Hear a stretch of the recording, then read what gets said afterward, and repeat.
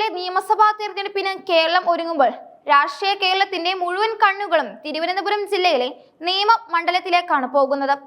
കേരളത്തിൽ ബി.ജെ.പി. ആദ്യമായി അക്കൗണ്ട് തുറന്ന മണ്ഡലം എന്ന നിലയിൽ കേരളത്തിലെ ഗുജറാത്ത് എന്ന് വിശേഷിപ്പിക്കപ്പെട്ട നേമത്ത് കഴിഞ്ഞ തവണ പൂട്ടിയ അക്കൗണ്ട് വീണ്ടും തുറക്കാൻ ബി.ജെ.പി. ലക്ഷ്യമിടുമ്പോൾ അത് എന്ത് വില കൊടുത്തും തടയാനാണ് ഇടതുമുന്നണിയുടെ നീക്കം.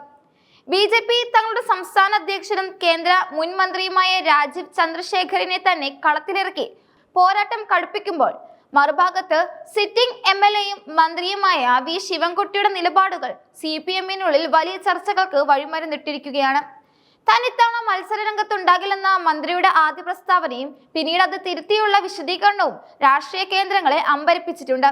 തൃശൂരിൽ മാധ്യമങ്ങളോട് സംസാരിക്കവെയാണ് താൻ ഇത്തവണ മത്സരിക്കുന്നില്ലെന്ന സൂചന ശിവൻകുട്ടി ആദ്യം നൽകിയത്. നേമത്ത് ഒരു വട്ടം കൂടി മത്സരിക്കാൻ തനിക്ക് വലിയ താല്പര്യമില്ലെന്നും വിശ്രമം ആവശ്യമാണെന്നുമാണ് അദ്ദേഹം പറഞ്ഞത്. എന്നാൽ ഈ പ്രസ്താവന പുറത്തു വന്നതോടെ വലിയ രാഷ്ട്രീയ വിവാദമാണ് ഉടലെടുത്തത്. ബി.ജെ.പി. രാജീവ് ചന്ദ്രശേഖരെ പോലൊരു കരുത്തനെ ഇറക്കുമ്പോൾ പരാജയ ഭീതി മൂലമാണ് ശിവൻകുട്ടി പിന്മാറുന്നതെന്ന പരിഹാസവുമായി കോൺഗ്രസും ബി.ജെ.പിയും രംഗത്തെത്തി.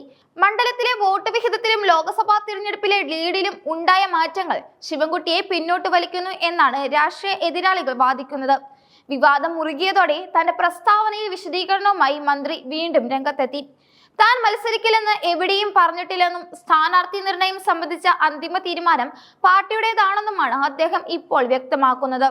താനൊരു അച്ചടക്കമുള്ള പാർട്ടി പ്രവർത്തകനാണെന്നും പാർട്ടി എന്ത് ഉത്തരവാദിത്തം നൽകിയാലും അത് ഏറ്റെടുക്കുമെന്നും പറഞ്ഞുകൊണ്ടാണ് അദ്ദേഹം നേരത്തെ ഉണ്ടായ ആശയക്കുഴപ്പം മാറ്റാൻ ശ്രമിച്ചത്. നേമത്തെ സംബന്ധിച്ചിടത്തോളം ബി.ജെ.പിക്ക് ഇത് അഭിമാന പോരാട്ടമാണ്. 2016-ൽ ഒ രാജഗോപാലിലൂടെ നേടിയ വിജയം 2021-ൽ കൈവിട്ടുപോയത് പാർട്ടിക്കേറ്റ വലിയ പ്രഹരമായിരുന്നു. ഇത്തവണ അത് തിരിച്ചുപിടിക്കാൻ സംസ്ഥാന അധ്യക്ഷൻ രാജീവ് ചന്ദ്രശേഖരെ തന്നെ രംഗത്തിറക്കുന്നത് കൃത്യമായ പ്ലാനിങ്ങിന്റെ ഭാഗമായാണ്.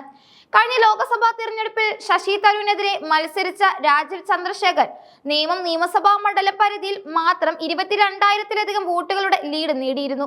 കൂടാതെ കഴിഞ്ഞ മാസം നടന്ന തദ്ദേശ തെരഞ്ഞെടുപ്പിലും കോർപ്പറേഷൻ വാർഡുകളിൽ ബി.ജെ.പിക്ക് വലിയ മുന്നേറ്റം ഉണ്ടാക്കാനും സാധിച്ചു. ഈ ഘടകങ്ങളെല്ലാം മുൻനിർത്തിയാണ് രാജീവ് ചന്ദ്രശേഖർ താൻ നേമത്ത് മത്സരിക്കുമെന്ന് സ്വയം പ്രഖ്യാപനം നടത്തിയത്. വോട്ട് വിഹിതത്തിലെ ഈ വർധനവ് LDF-നും UDF-നും ഒരുപോലെ ആശങ്ക നൽകുന്നതാണ്. CPM-നെ സംബന്ധിച്ചിടത്തോളം ശിവൻകുട്ടിയില്ലാതെ മറ്റൊരു മികച്ച പോരാളി നിലവിൽ നേമത്ത് ഇല്ല എന്നത് ഒരു സത്യമാണ്. 2011-ൽ ഒ രാജഗോപാലിന്റെ തേരോട്ടം തടഞ്ഞതും 2021-ൽ കുമ്മനം രാജശേഖരനെ പരാജയപ്പെടുത്തി ബി.ജെ.പിയുടെ അക്കൗണ്ട് പൂട്ടിച്ചതും ശിവൻകുട്ടിയുടെ വ്യക്തിപരമായ സ്വാധീനം കൂടിയാണ്. മണ്ഡലത്തിലെ താഴെത്തട്ടിലുള്ള വോട്ടർമാരുമായി അദ്ദേഹത്തിനുള്ള ബന്ധം CPM-ന് വലിയ മുതൽക്കൂട്ടാണ്. അതുകൊണ്ട് തന്നെ പാർട്ടി അദ്ദേഹത്തെയും വീണ്ടും നിർബന്ധിച്ച് മത്സരിപ്പിക്കാൻ തന്നെയാണ് സാധ്യതയുള്ളത്. എന്നാൽ ബി.ജെ.പി. വിരുദ്ധ വോട്ടുകൾ ഭിന്നിച്ചു പോകുന്നത് തടയാൻ കഴിഞ്ഞ തവണ കെ മുരളീധരനെ ഇറക്കി കോൺഗ്രസ് നടത്തിയ നീക്കം ഇത്തവണ ഉണ്ടാകുമോ എന്നതാണ് രാഷ്ട്രീയ നിരീക്ഷകർ ഉറ്റുനോക്കുന്നത്. ഇത്തവണ പ്രാദേശിക നേതാക്കളായ GV ഹരി അല്ലെങ്കിൽ മണക്കാട് സുരേഷ് എന്നിവരെ ഇറക്കാനാണ് കോൺഗ്രസ് ആലോചിക്കുന്നതെങ്കിൽ അത് ബി.ജെ.പിക്ക് കാര്യങ്ങൾ എളുപ്പമാക്കുമെന്ന വിലയിരുത്തലുമുണ്ട്. ലോക്സഭാ തിരഞ്ഞെടുപ്പിലെ കണക്കുകൾ പരിശോധിക്കുമ്പോൾ ബി.ജെ.പിക്ക് വ്യക്തമായ മേൽക്കൈ ഉണ്ടെങ്കിലും നിയമസഭാ തെരഞ്ഞെടുപ്പിലെ പ്രാദേശിക വിഷയങ്ങളും സ്ഥാനാർത്ഥിത്വവും വ്യക്തിഅഭിപ്രായവും നിർണായകമാകും. നേമത്ത് വോട്ട് ചോർച്ചയുണ്ടായി എന്ന തിരിച്ചറിവിൽ തിരുത്തൽ നടപടികളുമായി മുന്നോട്ടു പോകാനാണ് ഇടതുമുന്നണിയുടെ തീരുമാനം. ശിവൻകുട്ടിയുടെ മനസ്സ് മാറിയാലും ഇല്ലെങ്കിലും മണ്ഡലം കൈവിട്ടു പോകരുത് എന്ന നിർബന്ധം മുഖ്യമന്ത്രിക്കും CPM സംസ്ഥാന നേതൃത്വത്തിനുമുണ്ട്. മറുഭാഗത്ത് രാജീവ് ചന്ദ്രശേഖറിന്റെ കടന്നുവരവിലൂടെ ഹൈ പ്രൊഫൈൽ മത്സരമായി നേമം മാറുമ്പോൾ കേരളത്തിലെ ഏറ്റവും വാശിയേറിയ പോരാട്ടമായിരിക്കും ഇത്തവണ അവിടെ നടക്കുക. സ്ഥാനാർത്ഥി നിർണയം പൂർത്തിയാകുന്നതോടെ നേമത്തെ രാഷ്ട്രീയ ചിത്രം കൂടുതൽ വ്യക്തമാവുക തന്നെ ചെയ്യും.